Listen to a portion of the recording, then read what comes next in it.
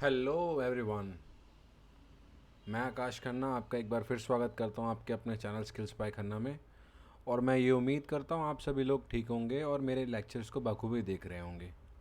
आज की क्लास हम नए टैब से शुरू करेंगे जिसका नाम है डेटा टैब। और इस क्लास में हम बहुत कुछ जानेंगे इस लेक्चर में। डेटा टैब कैसे काम करती है, जो कि रिबन बार पे अगर आप दे जाएंगे तो आपको यहाँ पर दिखेगा, जिसमें मैं कुछ चीज़ें आपसे डिस्कस करूँगा। तो उम्मीद करता हूँ आप सभी लोग जुड़े रहेंगे और वीडियो को अंत तक देखेंगे। वीडियो को पूरा देखें ताकि आपको समझ में आए, और सीक्वेंस में देखना बहुत ज़रूरी है वीडियोस को। सीक्वेंस मिस करेंगे तो आप बहुत सारी चीज़ें मिस कर जाएंगे। इसीलिए शुरू से देखें और एंड तक वीडियोस को देखें और लेक्चर सीरीज़ को कंटिन्यू ही देखें।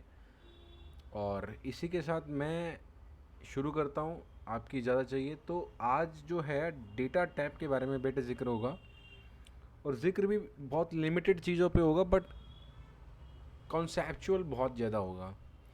जैसे कि गेट एंड ट्रांसफॉर्म डेटा होगा, क्वेरीज पे बात नहीं करेंगे, सॉर्ट एंड फिल्टर बात करेंगे, डेटा टूल्स पे बात करेंगे, उसमें भी हम जिस पे बात करेंगे उसको आपको बताएंगे। फोरकास्ट पे बात नहीं करेंगे, फोरकास्ट बिल्कुल अलग है टॉपिक अभी के लिए। आउटलाइन पे बात करेंगे, ग्रुप, अनग्रुप, सब टोटल, ये कुछ दिख रहा है। शो डिटेल्स, ये दिख रहा है।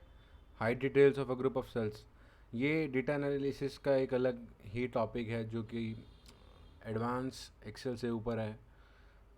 तो ये हम limited get, transform data, sort and filter, data tools, outline, इन चार टॉपिक पे बात करेंगे। और ये लेक्चर को काफ़ी लंबा रखेंगे ताकि एक ही लेक्चर में हम इसको कंटिन्यू करें, और एक ही लेक्चर में ही रखें, कंटिन्यू ना करें। जैसा कि मैंने आपको ये बताया और ये यहाँ पर भी लिख के दिया, text to column from website, sort and filter, right. तो ये सब हम करेंगे। पहला क्वेश्चन है, कहता है यूज़ डेटा वैलिडेशन। इसने ये क्यों कहा कि डेटा वैलिडेशन कहाँ यूज़ करें, और ये डेटा वैलिडेशन है क्या, क्या हमें ये करना चाहिए पहले? नहीं, मैं पहले आपसे यहाँ पर बताना चाह रहा हूँ। ये राइट क्लिक करें, यहाँ पे इंसर्ट का ऑप्शन होगा, इंसर्ट पे क्लिक करें, वर्कशीट पे क्लिक करें पहले। अब वर्कशीट नहीं खोल दें। आज मैं आपको टेक्स्ट फाइल से डेटा कैसे लेते हैं मैं ये लेना बता रहा हूँ, ठीक है। टेक्स्ट फाइल से कैसे डेटा लेते हैं, ये मेरी टेक्स्ट फाइल्स है। मैं एक सेल्स डेटा को इंपोर्ट करना चाहता हूँ, या data file text for YouTube को इंपोर्ट करना चाहता हूँ। मैंने क्या किया, मैंने गेट डेटा पे क्लिक किया। यहाँ से नहीं किया तो मैंने फ्रॉम टेक्स्ट या CSV फाइल से क्लिक किया, और मैंने एक टेक्स्ट फाइल से डेटा लेना है। पहले पहले मैं ये ऑप्शन बता रहा हूँ, गेट एंड ट्रांसफॉर्म डेटा। मैं गेट डेटा बता रहा हूँ आपको, डेटा किस तरह से एक्सेल में ले सकते हैं। डेटा किसी और फाइल के रूप में हो सकता है जो कि CSV या टेक्स्ट फाइल होगी, तो आप यहाँ पे उस डेटा पे क्लिक करें और इंपोर्ट कर दें। अब देखें, बिना फाइल को खोले, बिना टेक्स्ट फाइल को खोले हम उस डेटा को अपनी एक्सेल फाइल में ला सकते हैं। फाइल का origin data file text for youtube.txt से आया है। टैब इसमें एक डिलिमिटर है, अगर मैं स्पेस करूँगा तो दिक्कत होगी। मुझे ये पता है कि मैंने टैब एक डिलिमिटर डाला था, और ये डेटा जो है दिखाने लग रहा है कि डिटेक्शन या एंटायर डेटा सेट देखना है तो एंटायर डेटा सेट देख सकते हैं हम। इसमें फिर दो बातें बोलता है, लोड डेटा या ट्रांसफॉर्म डेटा। डेटा के साथ अगर हम कुछ छेड़छाड़ करना चाहते हैं लोड करने से पहले, यानी कि हम उसको करेक्शन करना चाहते हैं डेटा में, तो हम ट्रांसफॉर्म पे जाते हैं। आज का टॉपिक ट्रांसफॉर्मेशन ऑफ डेटा नहीं है, आज का टॉपिक है कि किसी एक्सटर्नल फाइल से एक्सेल में डेटा कैसे लेते हैं। अगर वो टेक्स्ट फाइल है तो ये मेथड है। इसके बाद आपके पास यहाँ पे क्लिक करेंगे तो लोड और लोड टू आएगा, तो आपको लोड टू नहीं करना है क्योंकि आपको इसी में लोड करना है, तो आपको लोड पे क्लिक करना होगा। लोड पे क्लिक करते ही दो चीज़ें उभर के आएंगी। पहला तो क्या निकल के आएगा कि ये आपकी वो जो डेटा है वो टेबल आ गई। तो जब एक्सटर्नल सोर्स से आया तो उसको हम डेटा टेबल बोलते हैं, ठीक है। और ये देखें क्वेरी, एक क्वेरी टैब निकल के आ गई, ठीक है। आपकी दो टैब्स निकल के आ गई, एक डिज़ाइन एक क्वेरी। डेटा अब ये एक्सटर्नल सोर्स से आ रहा है और ये कनेक्ट हो चुका है, तो वहाँ पर अगर डेटा चेंज होगा तो रिफ़्रेश करेंगे तो डेटा अपडेट हो जाएगा, इसमें कोई दिक्कत वाली बात नहीं है। आज का विषय ये है कि अब जो है इसको डिज़ाइन करना है। अब इसको जब डिज़ाइन करना है तो ये जो डेटा है इसके जो, यूँ कह लीजिए कि आप हेडर्स ये हैं ना कि ऊपर वाले, तो मैं कट करता हूँ और ऊपर जाके पेस्ट कर देता हूँ। ये ब्लैंक को मैं यहाँ से डिलीट कर देता हूँ। तो आज ये डेटा सेट इसमें लोड हो गया। और जब ये डेटा सेट एक्सेल में, जब ये डेटा सेट किसी एक्सटर्नल फाइल से आता है तो क्वेरीज एंड कनेक्शन बन जाता है उसमें। आप क्वेरीज के साथ उसको डेटा को मैनिपुलेट कर सकते हैं और वो कनेक्शन उसके साथ जुड़ जाता है। यानी कि आपका जब सोर्स ओरिजिन में चेंज होगा तो इस डेटा में यहाँ पे इफ़ेक्ट दिखेगा। आपको डेटा में जाना है, रिफ़्रेश पे देखो। अभी चूंकि ये इस्टेब्लिश है डेटा, आपने लोड किया और डेटा कनेक्टिविटी उसके साथ दिखाना चाह रहा है, तो यहाँ पर आप देखेंगे कि ग्रे कलर हो रहा है। मुझे डेटा उसके साथ हटाना है तो मैंने ये हटा दिया यहाँ से अभी के लिए। बट रिफ़्रेश करूँगा तो वो डेटा मॉडल जो है देखो यहाँ पे लिखा रहा है लोडिंग कनेक्टिंग प्रोसेसिंग। अब क्या हुआ, जब मैंने ऐसे किया तो वो हट गया वहाँ से, ठीक है। और वो दोबारा रिफ़्रेश हुआ तो जिस तरह से था ये ऊपर आ गया। मैंने फिर से इसको यहाँ पेस्ट किया, नीचे गया, सिलेक्ट किया, कंट्रोल माइनस किया और वो डिलीट हो गया। पहली बात तो थी ये कि डेटा एक्सटर्नल फाइल जो कि टेक्स्ट फाइल या CSV फाइल होगी। अब थोड़ा सा यहाँ जान लेते हैं क्या लिखा है। Import data from a text file, comma separated value और formatted text space delimited file. तो हमारा यहाँ पे डिलिमिटर जो था हमने टैब माना था, ठीक है। अभी मुझे कुछ इस तरह से दिख रहा है। मुझे ये बात ज़रूर पता है कि डेटा के अंदर जो वैल्यूज़ हैं उसमें कुछ गड़बड़ है, ये हम बाद में देखेंगे। अभी के लिए सिर्फ ये जान लेते हैं कि डेटा को इस तरह से एक्सेल में लोड करते हैं। मैं एक बार और लोड करके दिखा देता हूँ। यहाँ पे क्लिक करता हूँ, फ्रॉम एक्सटर्नल फाइल, इस बार मैं सेल्स डेटा इंपोर्ट करता हूँ। जैसे ही मैं उस पर क्लिक करूँगा, इंपोर्ट पे क्लिक करूँगा, डेटा लोड होने लगेगा, एक पॉप आउट निकल के आएगी। वो पॉप आउट जो है सेल्स डेटा को यहाँ पे दिखाएगी और वो मुझे यही कहेगी कि tab is the delimiter here. And ये डेटा जो है पहली 200 रोज़ के ऊपर काम करके दिखा रहा है। मैं एंटायर डेटा सेलेक्ट कर लेता हूँ कि I need to check on entire data set. तो जितने भी डेटा सेट के अंदर वैल्यूज़ प्रेजेंट थे उस पर मैं लोड करूँगा, ट्रांसफॉर्म नहीं करूँगा अभी। आज मैंने ये डेटा लोड किया और ये खुल गया। तो अब मैंने यहाँ क्लिक किया, इस क्वेरी इन कनेक्शन को मैं यहाँ से हटा देता हूँ अभी के लिए। और ये जो है अब मेरा एक्सटर्नल सोर्स से डेटा आ रहा है, ठीक है।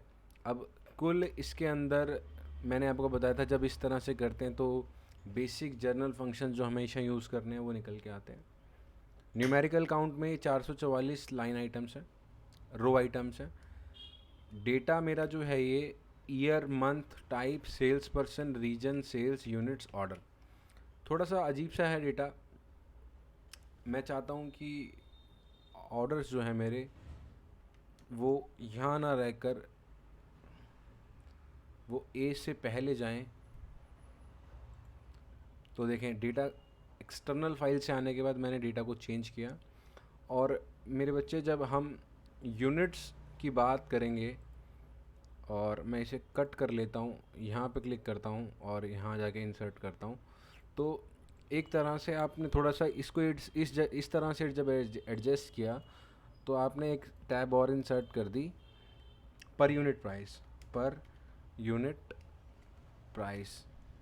अभी देखेंगे थोड़ा सा बेहतरीन लॉजिकली हम इसको डेटा को देखेंगे। चूँकि सेल्स बाय यूनिट्स अगर डिवाइड होंगी तो पर यूनिट वैल्यू आएगी और ये वैल्यू एरर कर रही है। बताओ क्यों? मैं बताता हूँ आपको क्यों। ये जो डेटा है एक्चुअली में ये जर्नल है और इसके आगे डॉलर लगा हुआ है, देखें। और मुझे क्या करना होगा बच्चे, अब यहाँ से मैं ज़रा एक मैनिपुलेशन सिखा देता हूँ अभी थोड़ी देर के लिए, इसी वीडियो के लिए।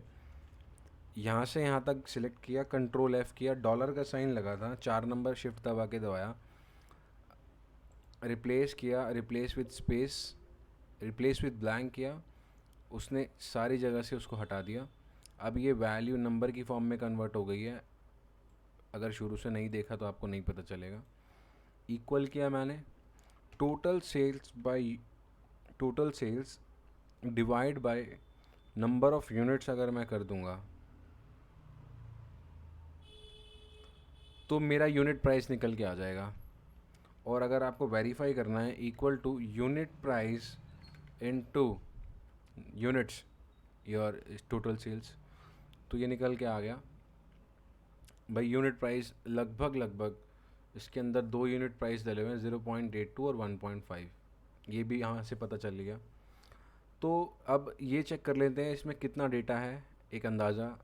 इसमें अप्रैल है, दिसंबर है, फरवरी है, जनवरी है, मार्च है, मई है, नवंबर है। तो ये एक एक्सटर्नल सोर्स से डेटा है जो कि टेक्स्ट फाइल या CSV फाइल से डेटा इंपोर्ट करते हैं। अब थोड़ा सा और आगे चलते हैं। जस्ट आपको ये समझना है कि एक्सटर्नल फाइल से डेटा कैसे लिया जा सकता है। Process will remain the same from any file. Now अब जो प्रोसेस है वो सेम रहेगा कि आपको गेट डेटा पे क्लिक करना है। अब यहाँ पर थोड़े ऑप्शन देखना, फ्रॉम फाइल, अगर एक्सेल से ही, एक्सेल में वर्कबुक से ही डालना है तो यहाँ से डालेंगे, टेक्स्ट फाइल से डालना है तो यहाँ से, XML और JSON फाइल से डालना है तो यहाँ से, किसी फोल्डर में कुछ फाइल्स हैं उसमें से लेना है तो यहाँ से, डेटा बेसिस में से लेना है तो यहाँ से। डेटा बेसिस एक्सेल के साथ कनेक्ट रहते हैं और ये बहुत फ़ायदा देता है कि आप लाइव रिपोर्टिंग देख सकते हैं।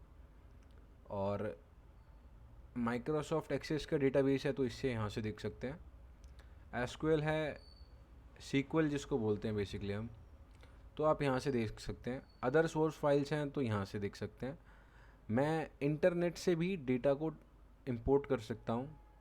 उसके बाद क्वेरीज लगा सकता हूँ उसमें, 2 डेटा को जोड़ना, 2 डेटा को बांटना, लॉन्च पावर क्वेरी एडिटर। ये हमारा इस जो विषय है ये काफ़ी अलग हो जाएगा।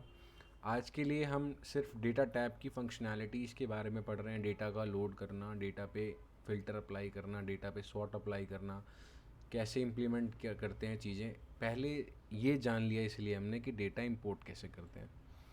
तो मेरे बच्चे यही था। फ्रॉम रेंज, सपोज़ करो मैं यही डेटा रेंज लेता हूँ, मुझे ये क्रिएट करना है यहाँ पे,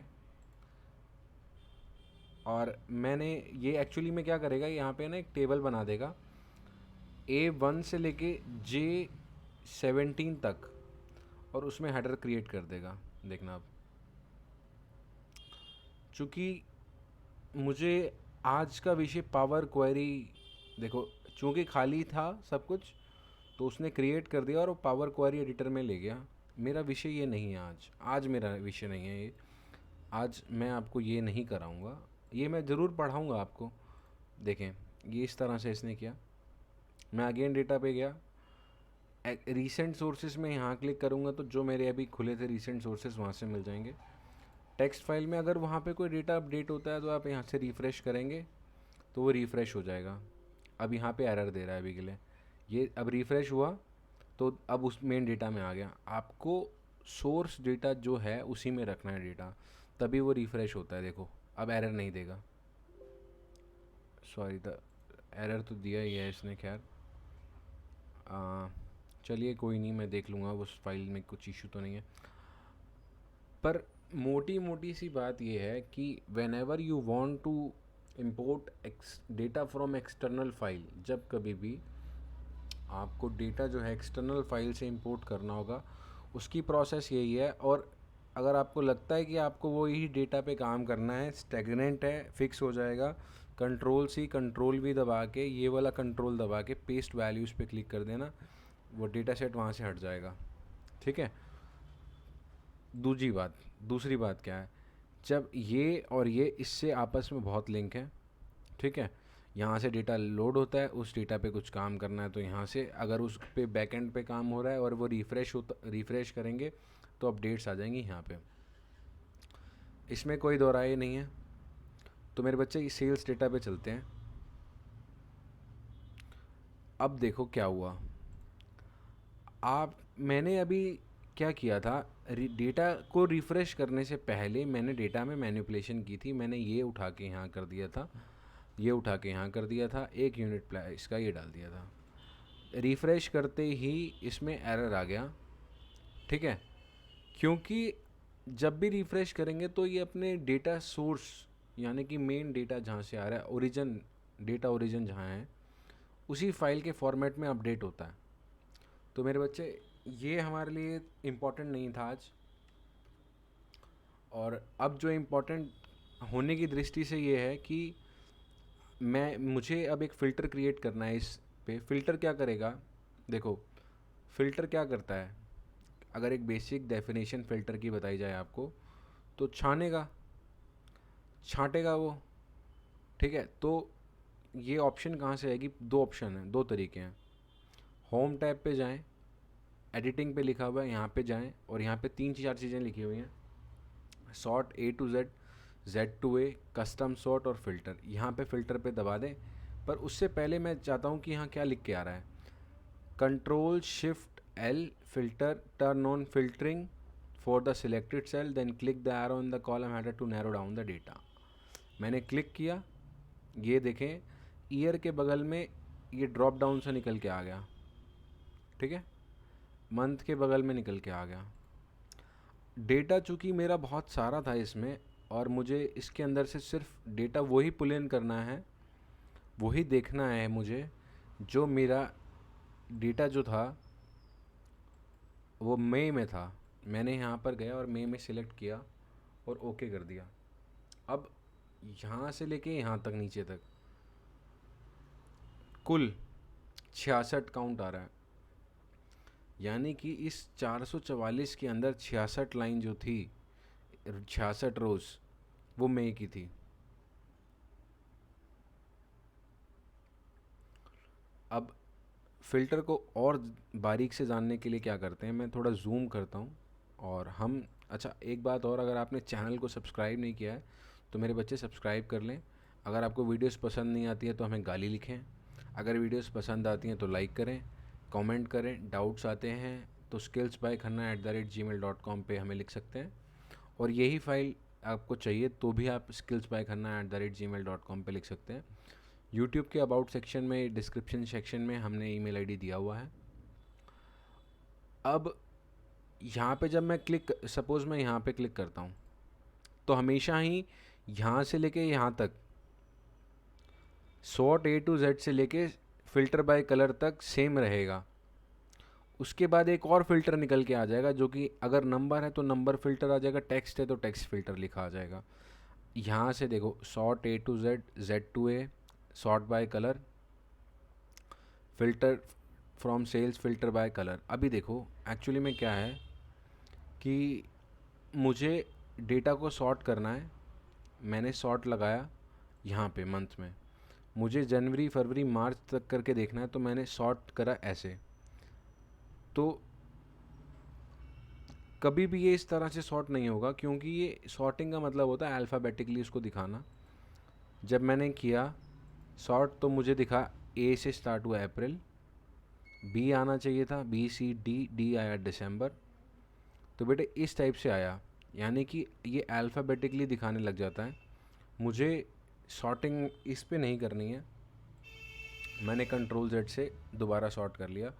मुझे सब सॉर्टिंग करनी है नंबर ऑफ़ यूनिट्स पे। मुझे इस बार जो यूनिट्स है ना पूरे डेटा सेट की, वो इंक्रीजिंग ऑर्डर में देखनी है, स्मॉलेस्ट टू लार्जेस्ट देखनी है। देखो बच्चे, इस बार नंबर वैल्यूज़ थी नीचे, तो मैंने आपको क्या कहा था, सॉर्ट आएगा यहाँ पे, सॉर्ट आएगा, सॉर्ट बाय कलर आएगा, शीट व्यू आ जाएगा, क्लियर फ़िल्टर आएगा, फ़िल्टर बाय कलर आएगा और नंबर फ़िल्टर हो जाएगा।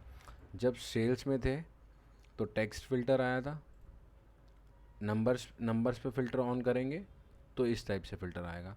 स्मॉलेस्ट यानी कि देखो यहाँ पर बना भी हुआ है कि A से Z की तरफ बढ़ रहा है एरो, और यहाँ पे Z से A की तरफ बढ़ रहा है।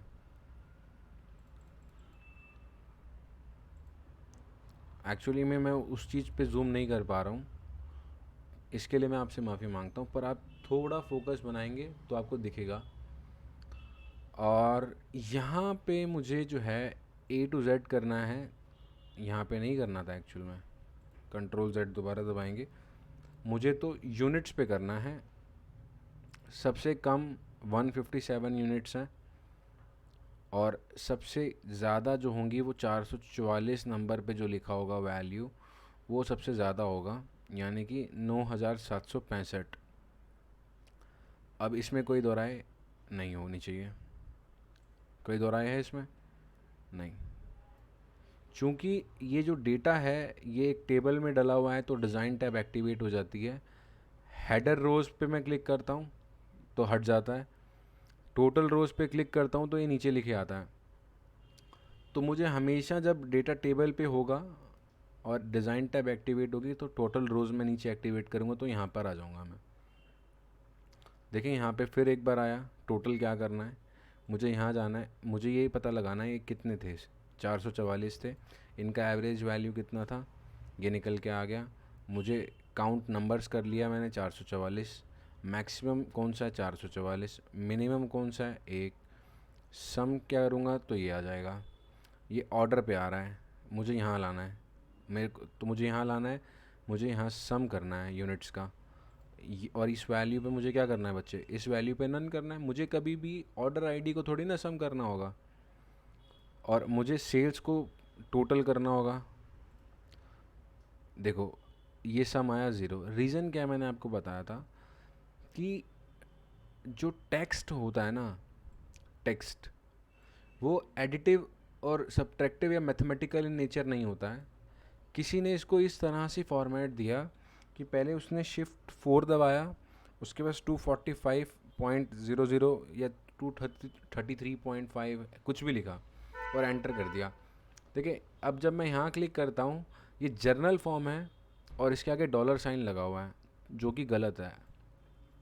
आपको करना है 245 एंटर देना है, और हमेशा आपको फॉर्मेटिंग प्रॉपर करनी है। जब आप ये वाली फॉर्मेटिंग करेंगे तो आप देखेंगे डॉलर के बीच में और नंबर के बीच में कुछ गैप है, ठीक है। और ये वैल्यू एडिटिव इन नेचर होती है, बिकॉज ये अकाउंटिंग फॉर्मेट या नंबर फॉर्मेट में होती है। यहाँ से चूँकि आप साइन लगा दे रहे हैं तो आपने साइन लगा दिया करेंसी में या अकाउंटिंग में, जो भी आप लगाना चाहते हैं। बस फ़र्क मैंने आपको स्टार्टिंग के लेक्चर्स में बता दिया था क्या होता है। तो यहाँ से हम फ़िल्टर्स को ऑन कर सकते हैं।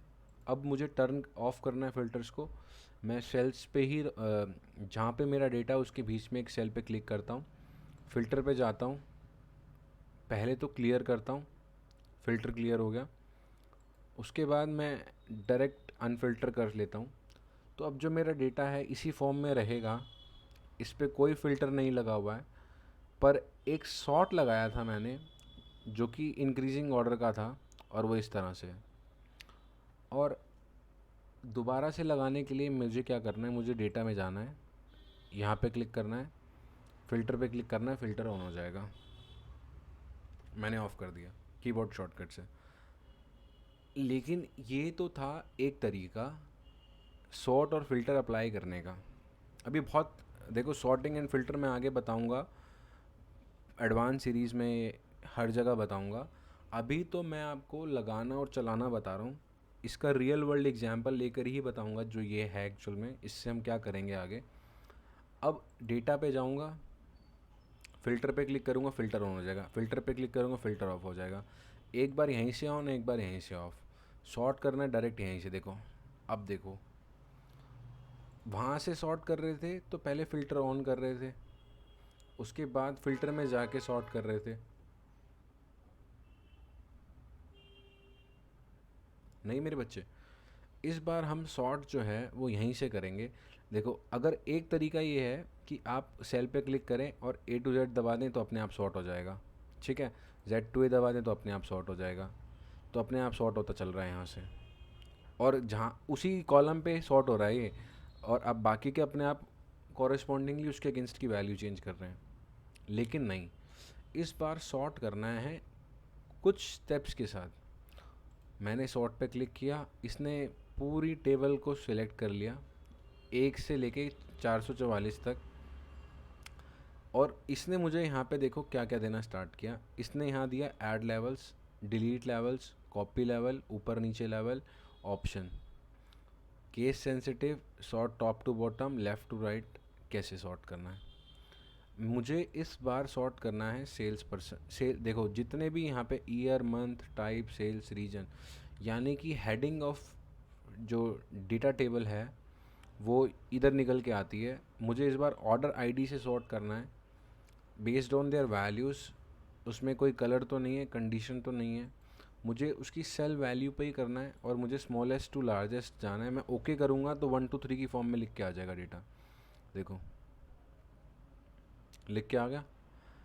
तो ये सारी टेक्निक्स जो हैं डेटा एनालिसिस में हेल्प करेंगे हमें।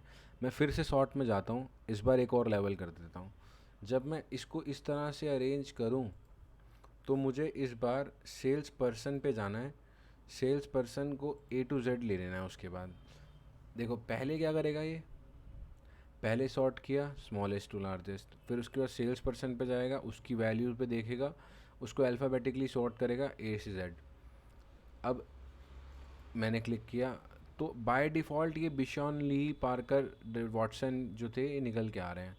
ठीक है, अब मुझे दोबारा सॉर्ट पे जाना है, मुझे ये लेवल को डिलीट कर देना है और फर्स्ट लेवल ही मेरे को सेल्स पर्सन रखना है।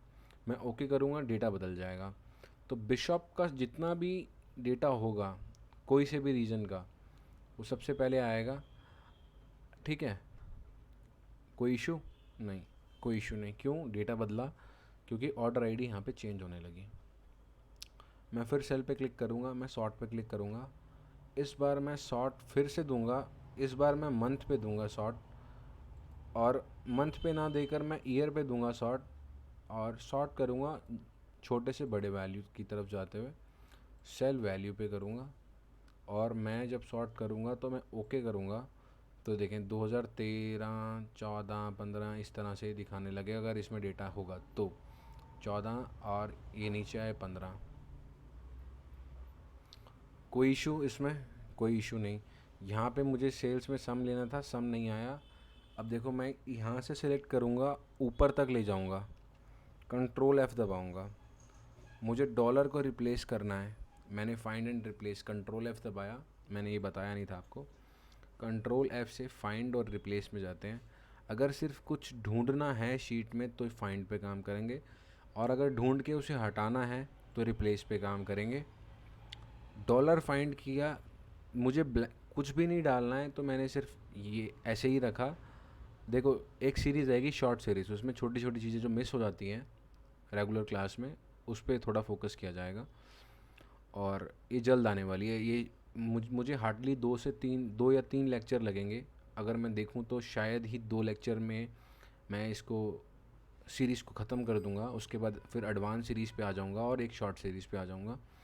और मुझे लगता है कि मैं ये सारा एक साथ क्लब कर लूँगा और ये सारा एक साथ क्लब कर लूँगा इसी वीडियो, एक तो आज वीडियो में और एक नेक्स्ट वीडियो में। तो 2 वीडियोज़ में मैं कंप्लीट कर दूँगा ये सीरीज़।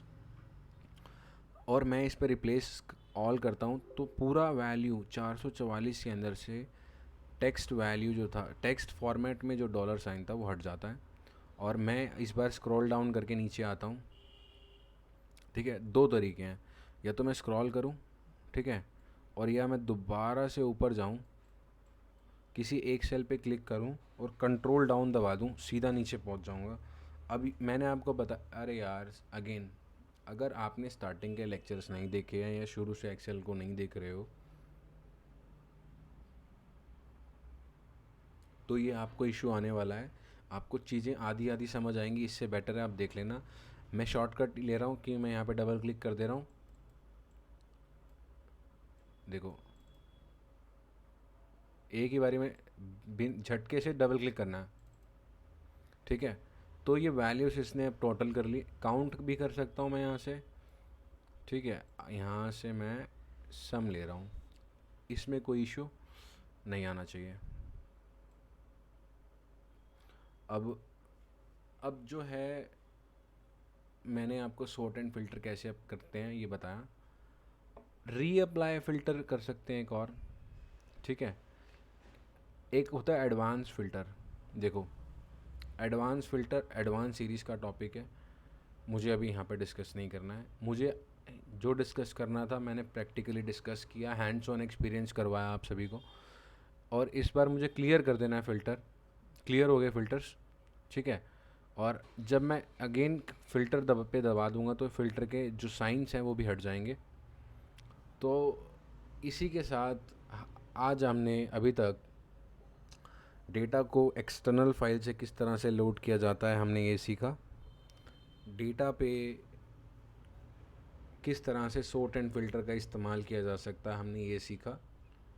किस तरह से हम वैल्यू को कैलकुलेट करते हैं। डिज़ाइन टैब पे हम क्या से 2-4 ऑप्शंस को यूज़ करते हैं वो मैंने आपको बताया, जिसमें मैंने टोटल रोज़ के आपको कॉन्सेप्ट बताया।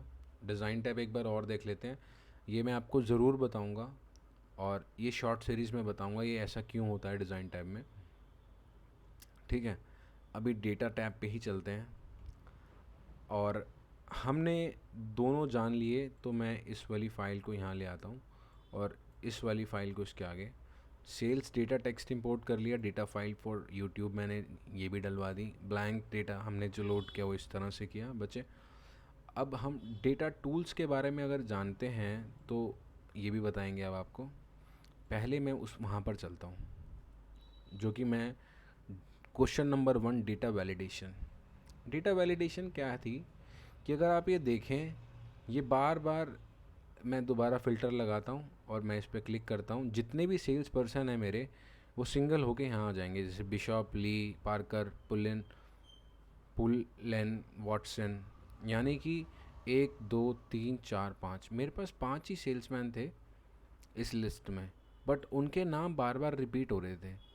और अब जब मुझे पता ही है कि ये चीज़ें रिपीट होंगी क्योंकि मेरे पास फिक्स मैन पावर है सेल्स के लिए, उनके नाम भी हमेशा वही रहेंगे, तो मैं डेटा वैलिडेशन पे आता हूँ। तो डेटा वैलिडेशन भी ये काम करती है, कोई आइटम अगर किसी कैटेगरी में फिक्स है और बार बार वहीं से सिलेक्ट करना है rather than entering manual data, आप वहाँ पर डेटा वैलिडेशन का कॉन्सेप्ट लगा सकते हैं। डेटा वैलिडेशन क्या करता है, अब देखें, मैं ये रेंज सिलेक्ट करता हूँ, ये बोलता है कि मुझे डिपार्टमेंट वाइज डेटा डालो, और मैंने डिपार्टमेंट मेरे 3 ही हैं, मीट, बेकरी, प्रोड्यूस।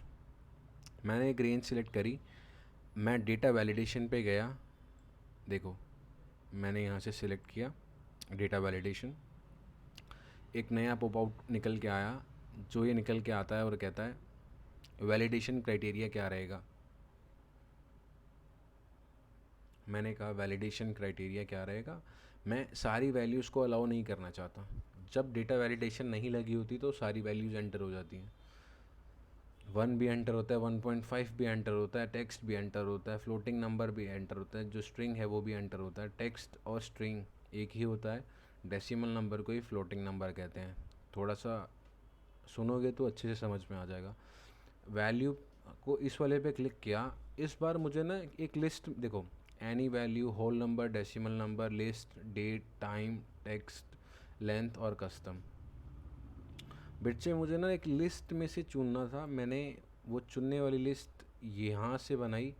देखो N11 से N13 पे डॉलर फिक्स हुआ, इन्हीं के अंदर से चुनेगा इसलिए डॉलर फिक्स हुआ। ये समझ में नहीं आया तो स्टार्टिंग से लेक्चर देखो, पूरे लेक्चर्स देखो तो ही समझ में आएगा।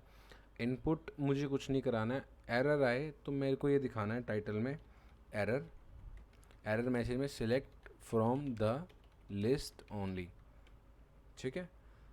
यहाँ पे देखेंगे अगर किसी ने कोई और वैल्यू डालने की कोशिश की तो सिस्टम हमें एक एरर देगी।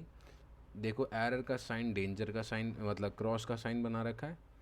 अगर आप वार्निंग देना चाहते तो वार्निंग दे सकते हैं, अगर आप इंफॉर्मेशन देना चाहते हैं तो आई बना सकते हैं। मुझे तो एरर पे स्टॉप बनाना है, ठीक है। स्टॉप का साइन आएगा, टाइटल में एरर आएगा, एरर एरर और स्टॉप लिख देता हूँ मैं, या स्टॉप एरर लिख देता हूँ, ये मैंने लिख दिया बच्चे। अब यहाँ पर भी ठीक है, जैसे ही कोई डेटा इनवैलिड एंटर होगा ये एरर अलर्ट करने लगेगा और मैं इसको ओके कर देता हूँ।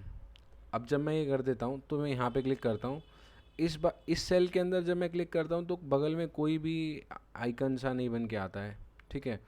यहाँ पे एक बॉक्स बन के आता है और डाउन एरो निकल के आता है, निकल के आ रहा है।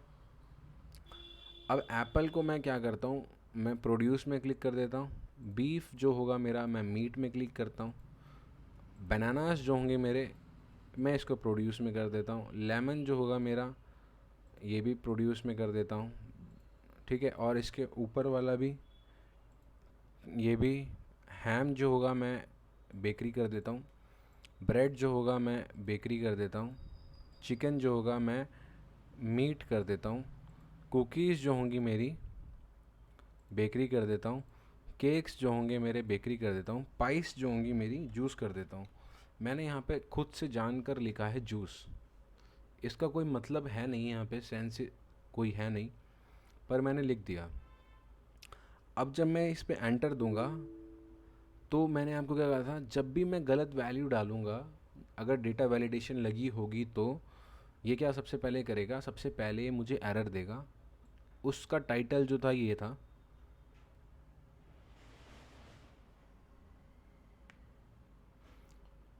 एरर ऑफ टाइटल जो था ना, टाइटल ऑफ एरर क्या था, मैंने लिखा था ना स्टॉप एरर है ये, रुक जाओ आप। उसके बाद मैंने इनपुट क्या कराना है, वैल्यू क्या शो करनी है, select from the list only, मैंने कैंसिल किया तो वहाँ से हट जाता है वैल्यू, और मुझे सिर्फ लिस्ट में से ही सिलेक्ट करने की इजाज़त है, तो मैं यहाँ पे सिलेक्ट करता हूँ बेकरी। अब इससे हुआ क्या कि इन सेल्स में इन तीन वैल्यू के अलावा कोई वैल्यू जा नहीं सकती, ठीक है। इन तीन सेल्स में इन सेल्स में इन तीन वैल्यूज़ के अलावा कोई वैल्यू जा नहीं सकती। कोई इशू नहीं, कोई इशू नहीं होगा। अब क्विक एनालिसिस करना है, नेक्स्ट क्वेश्चन पे चलते हैं। अच्छा, अभी मैंने आपको बेसिकली बताया कि डेटा टैब के थ्रू हम डेटा वैलिडेशन तक कैसे पहुंचते हैं, डेटा वैलिडेशन का रूल कैसे अप्लाई करते हैं। चूँकि मैंने रूल एक लिस्ट पे अप्लाई किया था, आने वाले लेक्चर्स में एडवांस सीरीज़ में मैं ये आपको टेक्स्ट पे, लेंथ पे, टाइम पे, जो कि इसके ऑप्शंस थे ना यहाँ पे, डेसिमल पे, data validation, setting, any value की जगह हम whole number, decimal, list, date, time, text length, custom भी हो सकती है फॉर्मूला डाल के, वो अभी हम डिस्कस नहीं करेंगे। मेरा मकसद आपको अभी वहाँ तक पहुँचाना है जो आपको कुछ कॉन्सेप्चुअली समझ में आए कि हाँ यहाँ तक पहुँचेंगे, इसके बाद ये करेंगे और आप ये कर सकते हैं। समझ में आया इतना? अब यहाँ चलते हैं यूज़ ऑफ क्विक एनालिसिस। इसमें कोई दिक्कत वाली बात होगी नहीं। Question number 2, use of quick analysis. मैंने ये सिलेक्ट किया और जैसे ही मैं सिलेक्ट करता हूँ ना, नीचे की तरफ देखना, यहाँ पे निकल के आता है quick analysis is a tool to quickly and easily analyze your data with some of Excel most useful tools such as charts, color coding and formulas। मैंने क्लिक किया भाई, चार्ट्स, टोटल्स पे क्लिक किया, सम ले लिया। जैसे ही मैंने सम लिया तो मेरे को फॉर्मूला डालने की ज़रूरत पड़ी नहीं, और मुझे ये समझ में आया कि इसका टोटल अक्टूबर का ये है, नवंबर का ये है, दिसंबर का ये है। और मैंने इन तीनों वैल्यूज़ को सिलेक्ट किया, फिर क्विक एनालिसिस पे क्लिक किया, और मैं ये चाहता हूँ कि मेरा डेटा बार से इसमें लग के आ जाए या आइकन सेट लग के आए, बताओ। नहीं ना, मैं बताता हूँ, मैं चाहता हूँ इसमें पहले चार्ट बन के आए। इस ये डेटा कैसा शो कर रहा है, देखो गलती हो गई यहाँ पे, मुझे यहाँ एक सेकेंड, मैं यहाँ लेके आता हूँ जस्ट एक दिखाने के लिए कि क्विक एनालिसिस में इन तीनों वैल्यूज़ पे क्या इफ़ेक्ट था। लाइन चार्ट मैंने बनाया, कुछ मज़ा नहीं आया, मज़ा नहीं आया भाई। मैंने दोबारा सिलेक्ट किया, लेकिन मैं इसी को सिलेक्ट करूँगा, क्विक एनालिसिस पे जाऊँगा, ठीक है। क्विक एनालिसिस पे गया, चार्ट्स पे गया, मुझे बार चार्ट थोड़ा अच्छा समझ में आएगा, आएगा, हाँ बार चार्ट मुझे अच्छे समझ में आएगा। देखो वैल्यूज़ ये इतनी, ये लगभग इससे थोड़ी सी बड़ी ये वाली, और ये सबसे ज़्यादा बड़ी, ये कुछ मुझे समझ में आया। डेटा एनालिसिस के लिए थोड़ा आइडिया लगा कि डेटा एनालिसिस में क्या कह रहा होगा, एनालिसिस में क्या कह रहा होगा। मैंने फिर इसको सिलेक्ट किया और दोबारा सिलेक्ट किया। कंडीशनल फॉर्मेटिंग के 3-4 लेक्चर्स हैं, देख लेना, समझ में आ जाएगा।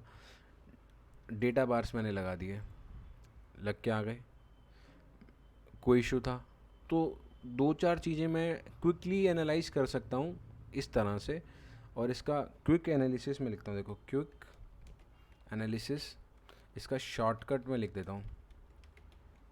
इसका शॉर्टकट है ये कंट्रोल क्यू। कंट्रोल जमा क्यू करोगे तो ये निकल के आ जाएगा। ये वाली बात थी, इसमें कोई दोहराया नहीं थी।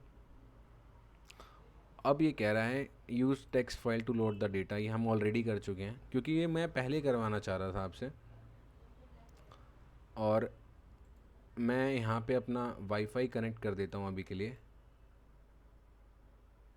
और यहाँ पे एक मैंने लिंक दिया है, ठीक है। इस लिंक पे मैं क्लिक करूँगा, हाइपर लिंक डाला हुआ है मैंने। जैसे ही मैं क्लिक करूँगा, ये हाइपर लिंक मुझे डिस्प्ले पे नहीं दिखा रहा हूँ, ठीक है, ये वेबसाइट पर ले जाता है।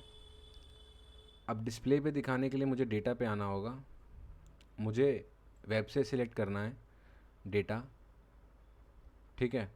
मैंने फ्रॉम वेब किया, ये खुल के आया। इस यूआरएल को मैंने कॉपी किया, एक सेकंड पहले मैं कॉपी कर लेता हूँ। मैंने यहाँ से कंट्रोल सी किया, फ्रॉम वेब किया, अगेन वो लिस्ट, वो डायलॉग बॉक्स खुल के आएगा। मैंने कंट्रोल भी किया, मुझे दिल्ली जल बोर्ड की वेबसाइट से कुछ डेटा चाहिए था, और मैंने इस पर क्लिक किया, ओके किया। यहीं पे देखना डिस्प्ले यहीं आ जाए तो अच्छा रहेगा। और डिस्प्ले आने लगा, नेविगेटर, एक विंडो खुला नेविगेटर, देखो इस टाइप से। वेब व्यू में ये इस टाइप से दिख रहा होगा। इसके अंदर जहाँ जहाँ भी डेटा एक टेबल में की फॉर्म में था, अब वो मुझे दिख रहा है इसके इधर। ये हमने जो लिंक था ये लिया, इसमें डॉक्यूमेंट पे क्लिक किया तो ये, टेबल 0 पे क्लिक किया तो ये, टेबल 0 पे क्लिक किया, टेबल व्यू में किया तो ये टेबल व्यू इस तरह से आने लगा, और मैंने लोड कर दिया। जो एक वेबसाइट पे डेटा अवेलेबल था, अब वो डेटा जो है इंपोर्ट होकर मेरी शीट में आ गया। ये देखो, वो डेटा कुछ इस तरह से था, उसमें कुछ लिखा था,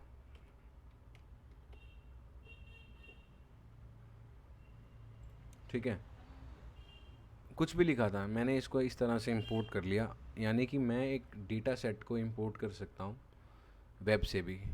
अभी के लिए इतना ही, आप खुद से करके देखें तो आपको बेहतरीन तरीके से समझ में आएगा। मैंने ऑलरेडी एक बार किया था पहले भी ये, ताकि आपको ये दिखा सकूं कि इस टाइप से होता है, और लाइव मैंने कर दिया, ठीक है।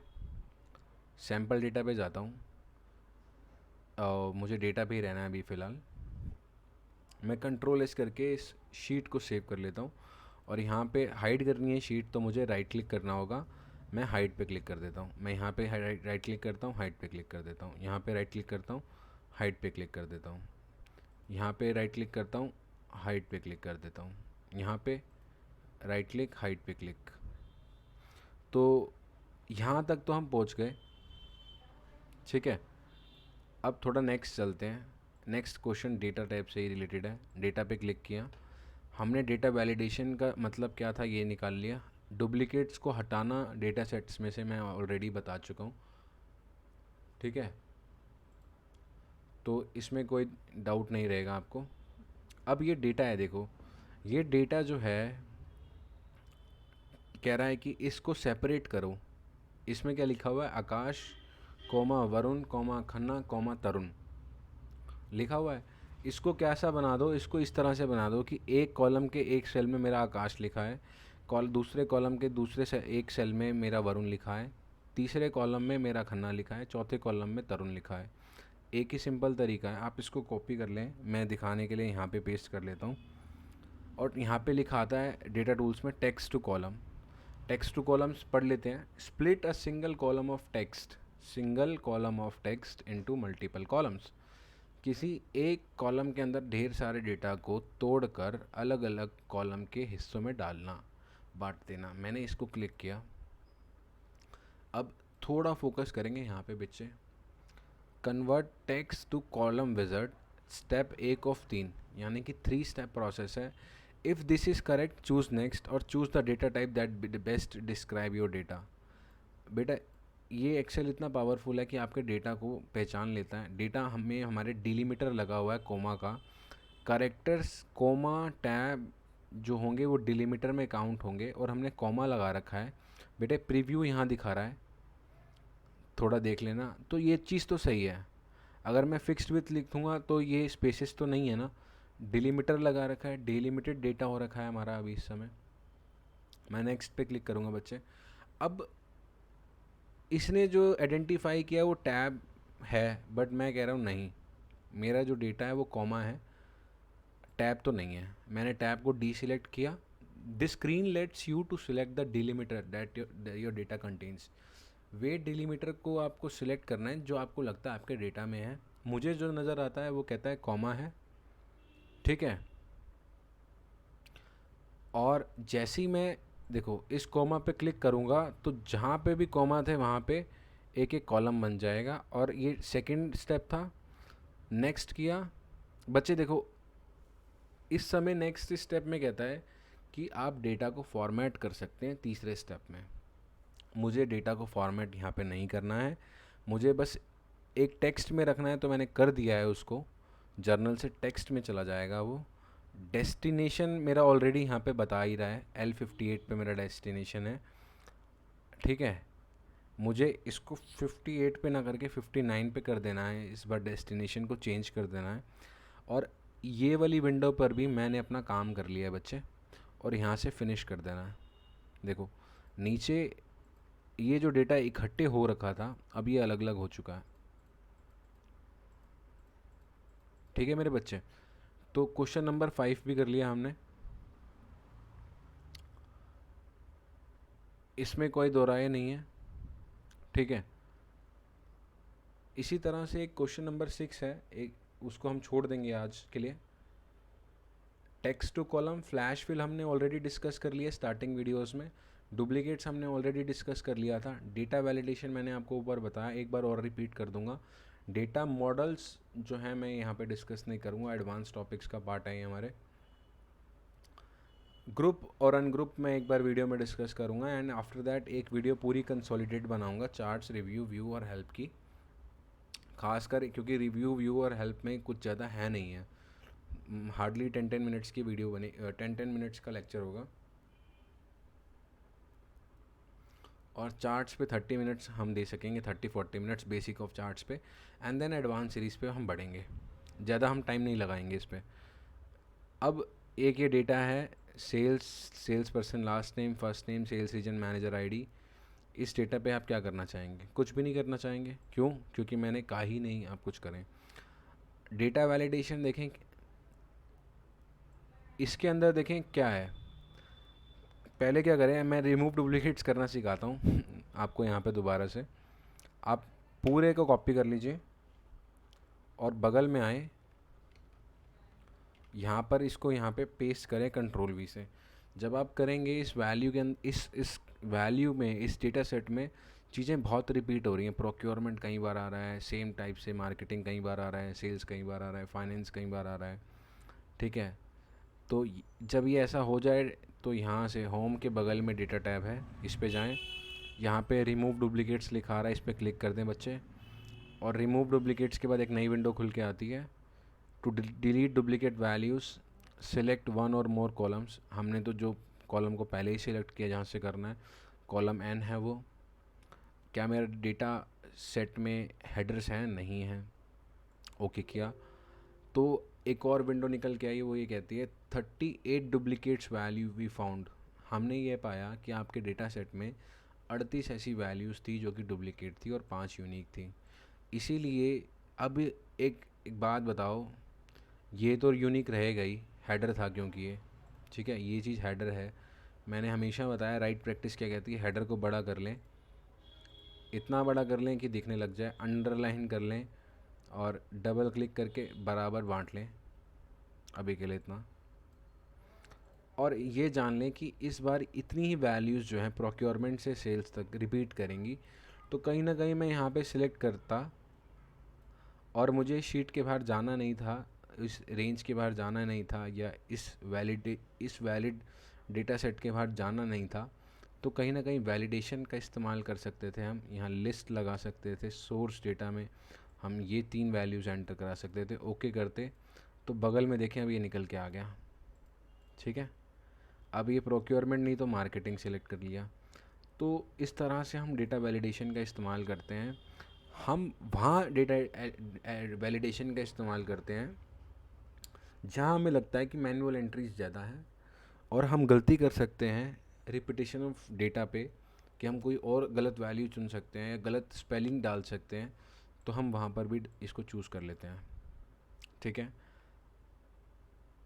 हाईलाइट डुप्लीकेट्स का मैं आपको कॉन्सेप्ट ऑलरेडी बता चुका हूँ, आप इसे सिलेक्ट करें। इस दफ़े हम होम में जाएंगे, conditional formats, highlight rule, duplicate values, okay करें। इस डेटा सेट के अंदर पूरी वैल्यूज़ ही डुप्लीकेट थी, इसलिए पूरा रेड हो गया। स्टार्टिंग के लेक्चर्स देख लेना तभी समझ में आएगा। अब मैं जल्दी जल्दी कर रहा हूँ चीज़ें। कंसेप्ट मैंने बताया, डेटा मैनुअली एंट्री करने से बचने के लिए हमने बेस्ट वे स्टैंडर्डाइज फॉर्मेट में रखने के लिए good option for taking input, किसी से इनपुट लेना है और इसके अलावा कोई इनपुट हो नहीं सकता है तो आप वहाँ से भी ले सकते हैं। एडवांस सीरीज़ में हम डेटा वैलिडेशन को थोड़ा सा और बढ़ाएंगे, शॉर्ट सीरीज़ में लेके जाऊँगा इसको मैं। अभी के लिए मैंने आपको जो बताया है इसके अंदर, इसमें डेटा टाइप से रिलेटेड जितनी इन्फॉर्मेशन दी है, जितने कॉन्सेप्ट्स बताए हैं, जितनी चीज़ें आपको एक्सप्लेन करी हैं, जैसे जैसे एक्सप्लेन करी हैं, उम्मीद करता हूँ आपको समझ में आएंगी। एक बारी में अगर किसी को समझ में आ जाए तो वो भगवान है। इसीलिए एटलीस्ट वीडियोज़ को 2-2 बार देख लेना, प्रैक्टिस कर लेना। skillsbykhana@gmail.com पे रिक्वेस्ट रेज़ करके इस फाइल को मंगा लेना आपकी ईमेल आईडी पे, और इसको यहाँ से प्रैक्टिस करते रहना। इसी के साथ मैं आकाश खन्ना, आप सभी का भाई तो नहीं, आपका ट्यूटर, आपसे अलविदा लेता हूँ और उम्मीद करता हूँ आप सभी को ये लेक्चर समझ में आया होगा और ऐसे ही आप सभी का आशीर्वाद मिलता रहे। और इस तरह से आप जो वीडियो देखकर अपना प्रेम जाहिर करते हैं, इससे हमें बहुत सराहना मिलती है और कुछ मोटिवेशन तब और ज़्यादा मिलती है जब आप वीडियो को लाइक कर देते हैं, कमेंट करके कुछ सवाल करते हैं, कुछ नोक झोंक करते हैं। तो इसी के साथ आपसे इस वीडियो में अलविदा। अगली मुलाकात अगली वीडियो में होगी। कुछ प्रीव्यू दे देता हूँ मैं आपको। सैम्पल डेटा, एक हम ये वाला देखेंगे सैम्पल डेटा, इस पे क्या काम करना है। 2 ही क्वेश्चन करेंगे 5 मिनट के अंदर एक्सप्लेन करके। फिर इसके बाद जो रिलेशन आगे इस्टेब्लिश होने हैं वो एडवांस डेटा में, एडवांस सीरीज़ में जाएंगे। पाइवर्ट्स हो गए, आपके चार्ट्स हो गए, स्लाइसर्स हो गए, फ़िल्टर्स हो गए, बहुत सारी चीज़ें हैं जो अगली 2 सीरीज़ आने वाली हैं। कुछ टाइम के अंदर ये रिलीज़ हो जाएंगी, हार्डली 7 डेज़ के बाद आने लग जाएंगी, 7 to 10 डेज़ के बाद, जिसमें एक शॉर्ट सीरीज़ होगी 2 to 3 मिनट्स या हार्डली 5 मिनट्स की वीडियो रहेंगी मैक्सिमम, और एक एडवांस सीरीज़ होगी जिसमें एडवांस एक्सेल का पार्ट होगा। सैम्पल डेटा, ये रो डेटा है, इस पे करेक्शन करना सिखाएंगे, इस पे एक बार आपको थोड़ा सा ज्ञान देंगे इस पे। फिर चार्ट्स बनाना सिखाएंगे इस टाइप से, ठीक है। उसके कुछ क्वेश्चन है, ज़्यादा कुछ क्वेश्चंस नहीं है। रिव्यू पे बहुत कम है, व्यू में तो है ही कुछ नहीं, ऑलरेडी 5-6 चीज़ें बतानी है, 10-15 मिनट में ये हो जाएगा, 5-7 मिनट में ये हो जाएगा। हेल्प में तो सिर्फ एक ही हेल्प है जो आपको बताऊंगा क्या है।